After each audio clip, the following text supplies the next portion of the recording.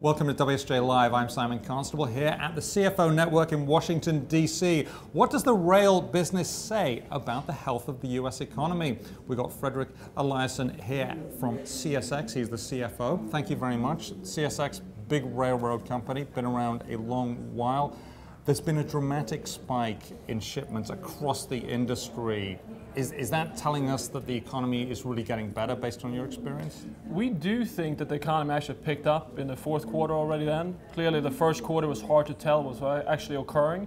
And here in the second quarter now we continue to see a pretty good pace. Now in addition to normal economic growth, the rail industry has some secular things that is helping us as well. Secular, by that you mean longer term trends than just the business cycle? Yes, more like we can have an opportunity to move things off the highway system over to rail-based solutions. It's a big driver for us right now. The new energy environment we find ourselves, a lot of crude by rail, a lot of NGLs that we're moving, frac sand and other things coming out of the new energy environment. So what I saw when I looked at the statistics across the industry, not just CSX, we saw the biggest growth since the in rail shipments since the fallout from the financial crisis.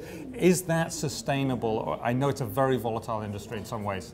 I think we can grow our business slightly faster than the economy as a whole because of these secular changes that we're seeing, especially because of the challenges that the trucking industry is facing. We have an opportunity to move more things over to rail-based solutions. The supply chain is getting longer, and the longer the supply chain is, the more advantageous for the rail industry it is. Now, the rail industry, I think in the popular imagination, is the same as it was in the 19th century when it got going, and of course it isn't. There's a lot more containers being used from ships to road to rail.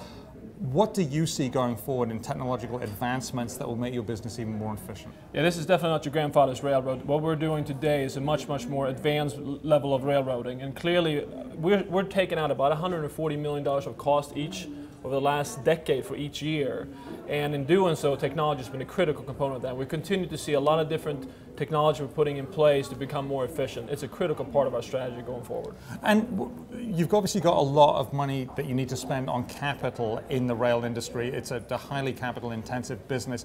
How do you decide whether to spend the money or not? Because you know, capital isn't free. Shareholders demand returns. Well, we're focused on a balanced approach there. We know that about 80% of what we spend is really maintenance. There's that 20% that we can choose to spend, and what we're looking at is a return on that. But we're also cognizant that we have to provide dividends, we have to provide share purchases as well. So we're trying to balance that. Okay, Fredrik Eliasson of CSX, we appreciate your time. Thank you.